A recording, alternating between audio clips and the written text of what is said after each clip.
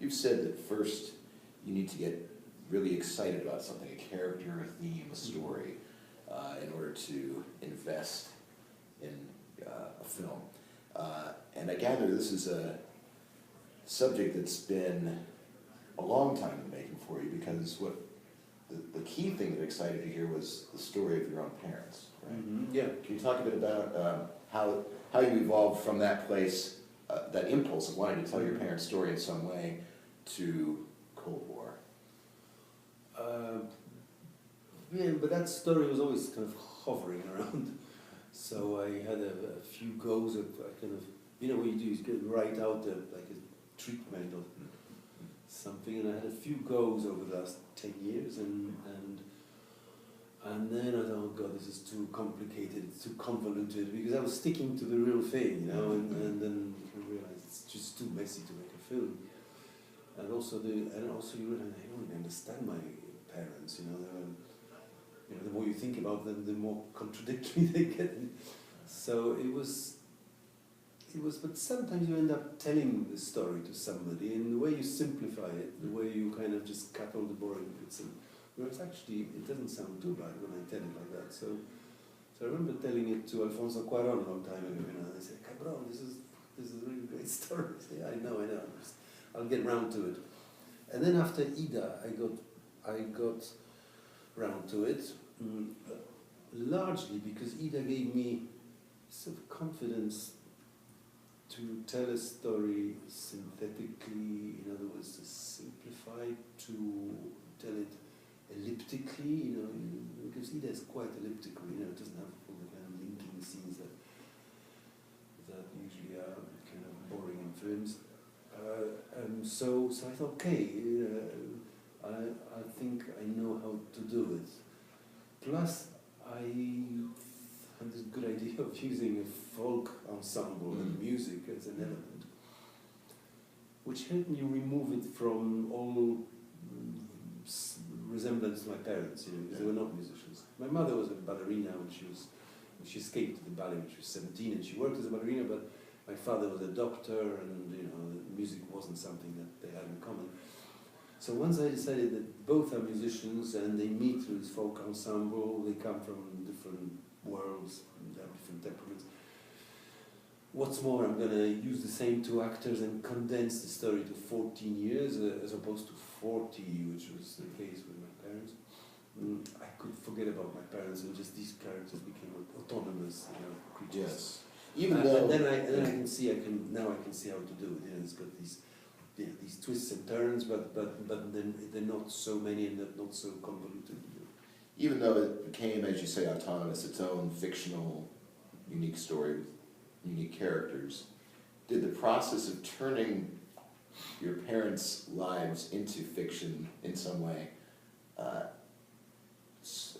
lead you to a deeper truth about them? Did you learn more about their relationship? You said you had a hard time kind of wrapping your head around their relationship. Yeah. Did this get you closer to understanding them? No, not really. No. There's sufficiently. It was a kind of homage to them, but actually it didn't. Sure. Actually, it helped me to understand less about them and to create these people who exist in film alone. Sure. What made your two lead actors right for these roles, and how did you see that in them? Joanna Kulik, I worked with before, and I discovered her for myself 10 years ago when she was kind of unknown, and I was casting for Ida, which I was already kind of trying to set up a long time ago, 10 years ago. So, and she was right for Ida, but she was extraordinary, charming, genuine, very truthful, spontaneous, great energy. So I thought I'm going to work with her somehow. She's definitely not Ida, because she doesn't look terribly Jewish, but at all. But at the same time, I thought she'd be great as something. So when I was making this strange film in France, The Woman in the Fifth, I actually created a character just to have her, because she felt to me like something familiar in a world of unfamiliarity in Paris. I don't know whether you've seen this Woman in the Fifth, but there was a character played by Kristen Scott Thomas, who was this very mysterious, urbane, ambiguous, dark woman, and the film works at some symbolical level, and Joanna played this kind of the opposite, something that could be a salvation for the hero, for Ethan Hawke in that case. And also she sings a Polish song in there, which I made her do absurdly. I don't know, it doesn't make much sense, but actually it was definitely a stepping stone towards making films in Poland, coming to think about it now. And she feels very familiar. She has something similar to my mother's, I must admit as well. There's something about her, the energy, the kind of fidgetiness there. She's very blonde like my mother was, and very kind of classical Polish look, as opposed to my father. So anyway, so she was perfect, and when I was writing it, I just kept thinking about her. Yeah, she'd be great. Plus, she can sing very well. I didn't know she could sing jazz. I mean, it took some kind of work to get that smoky tones, but she's just very musical. Also, I didn't know whether she could dance, but we went to this folk ensemble and spent half a year, basically, a couple of days a week. She went and worked at it, so she became quite very good at that. But she was there while I was writing with Tomasz Kot, who plays Victor. It took me a bit longer. I didn't know who to cast. It needed to be a guy who's both musical, ideally, and who has a kind of pre-war charisma, pre-war look, like a fifth guy who, these guys in the 50s, Gregory Peck or something. Right. These great The actors. stolidness. Yeah, kind of like manly in an old-fashioned way, not a macho, not a yob, just kind of pre-war, and who exuded also this kind of pre-war intelligentsia as the air. So Tomasz was the best, probably the only one in Poland who had that. Especially if you kind of looked at him in a certain way, nobody in Poland actually associated him with a leading man. In most films he plays very characteristic roles. Very kind of like a drug addict or an obsessive brain surgeon who's completely kind of wrapped up in himself. But people were very surprised to see this good-looking leading guy, a 50s type with the right attitude, lighting, hairstyle. So so he was perfect, and he wasn't much of a musician, but he played a bit of piano. He learned much more for the film. He learned how to conduct, more or less. That was a big preparation. So that's how they came about. And Kaczmarek, played by Boris Szyc, I wanted the character to be quite likable, despite being the baddie in the story, and warm and kind of childlike, naive in some way. So Boris has something of that. And then that worked. And for Wanda, I knew in writing, it would be Agata Kulesza, who played the aunt in Ida, who has that combination of sarcastic wit, doesn't take fools gladly, and great nobility, kind of sharpness of nobility.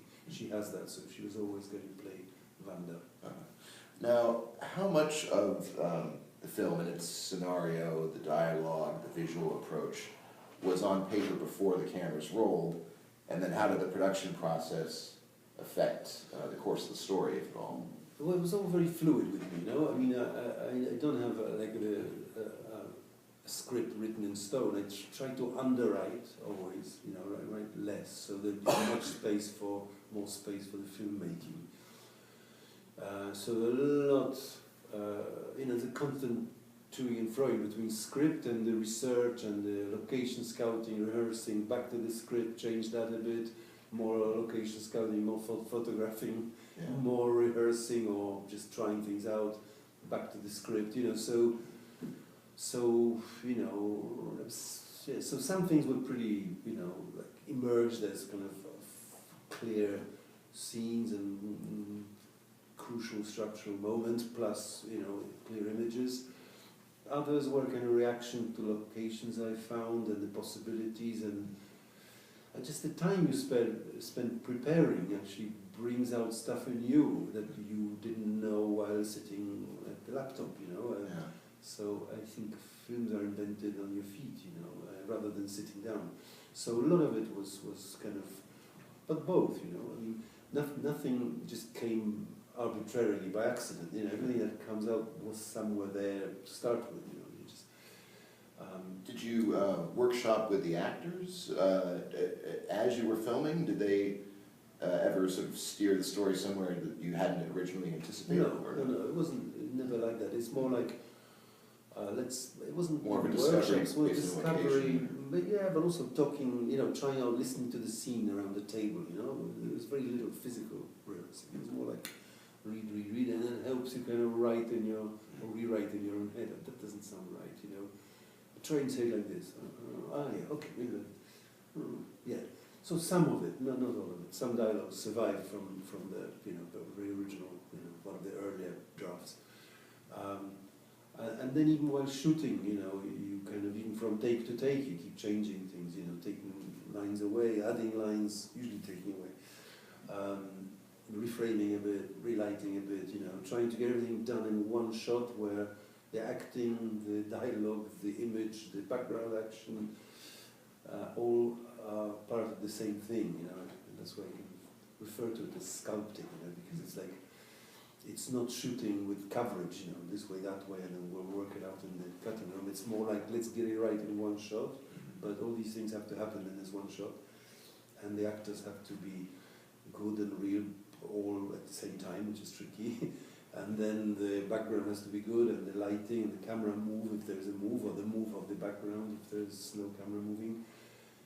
So sometimes, you know, there were 27, 30 takes, and then everyone was a bit tired and sick of it. And the actors at the beginning, especially the ones that who'd never worked with me before, you know, they were, you know, what did we do wrong? I said, nothing, but you're part of a bigger whole, and the whole thing has to work like in some kind of documentary, you know. So to achieve that kind of God-given documentary beauty, we need 30 takes of manipulation. Yeah, it's interesting because you have that background in documentary, but of course you only get one take.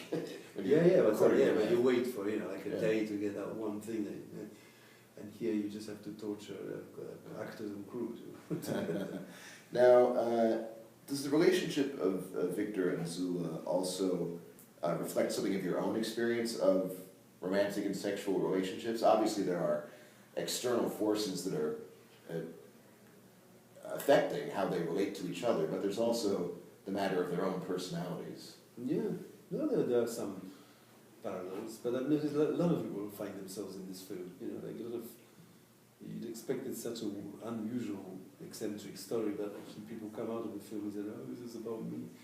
You know, both men and women, and definitely there's a lot of my own knowledge of life in there, and the character, like, and apparently, you know, that Victor has something of me, although I didn't plan it to be to be like that. But and Zula, you know, I've known such a woman.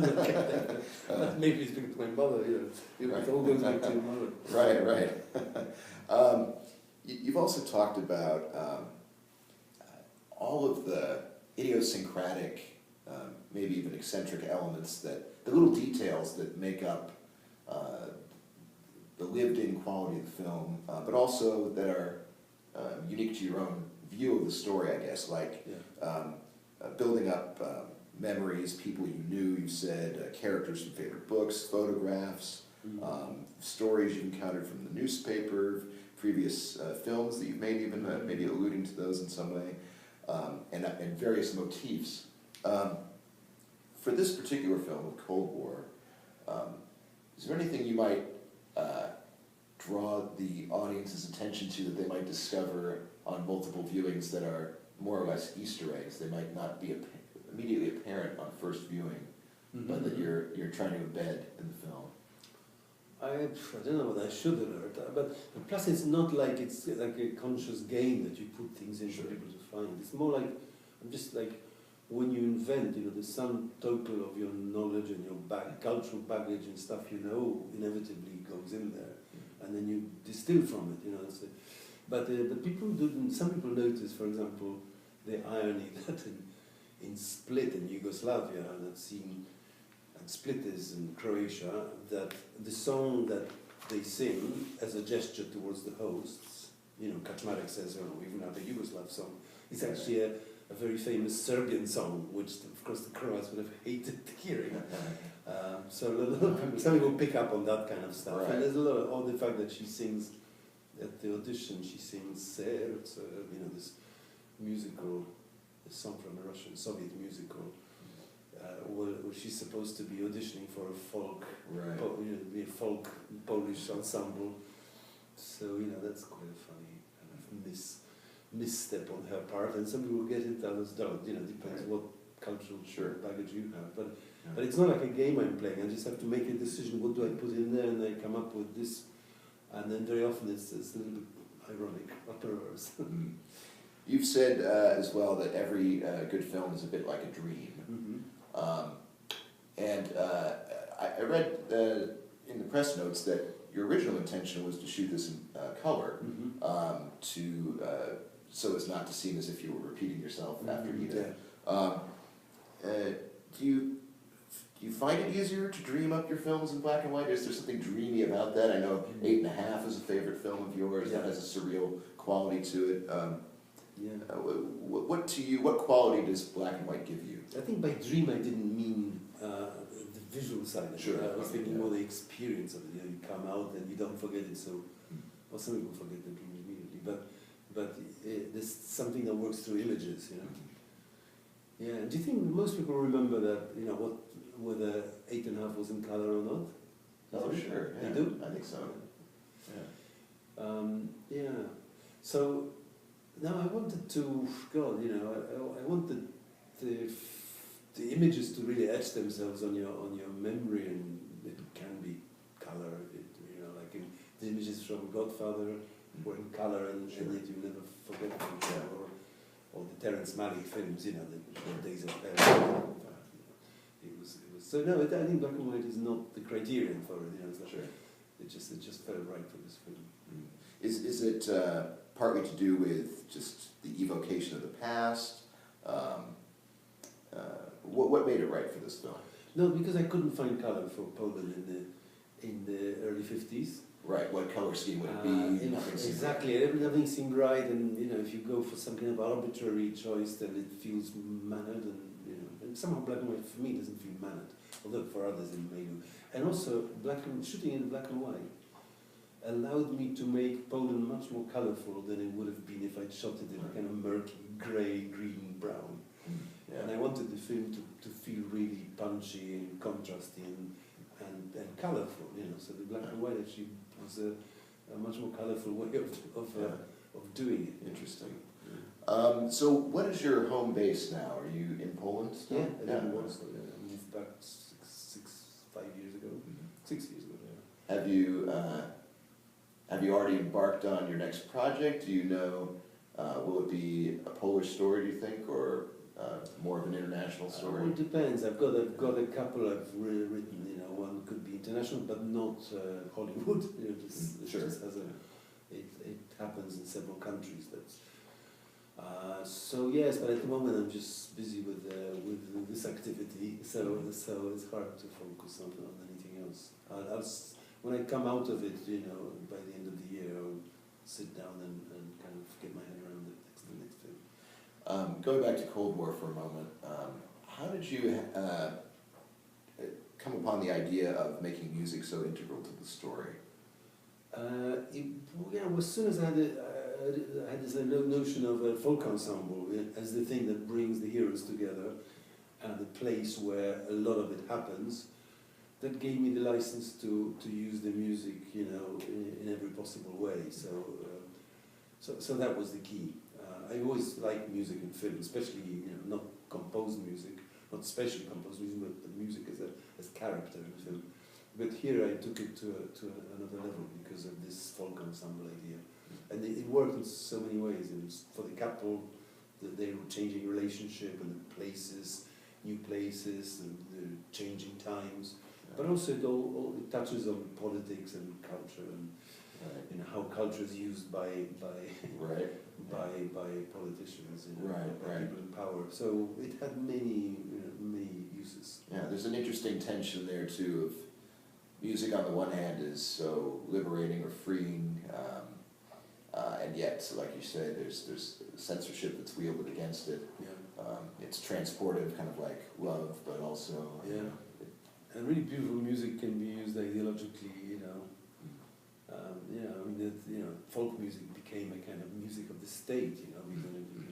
But also, I remember, I read about like jazz music being supported by the CIA. You know? not that they told people how to play, unlike the Marxists in Poland, but they kind of encouraged it. You know, there were subsidies for abstract expressionist paintings and jazz music. You know, so they're soft power rather than hard, but still politics. Right. What is it that binds the two lovers together, that keeps them coming back to each other? There's a need there that's beyond simply a sexual attraction. What do they give each other? You know, with time, they become like the other important person in the world. You know, and with time, they kind of realize that there's nobody else in the world who Understands. Gets them. Yeah, it's that I remember from my parents. You know, like after all the toing and froing, they just like in the end, the whole world changes, everything moves, but we have each other, and that's the bottom line. You know, and that's why it's a kind of great love story, even if it doesn't look like a great love story on the way. But by the end of the film, you go, that was a great love story. And so I think, especially when it comes to exile and and all these changes, you know, suddenly this is one other person who is your, not exactly your other half, you can't say that, but is the other creature in the whole universe who gets you. Yeah. Well, that's a good note to end on. Thank you very much. Best of luck with the film. Thank you very much.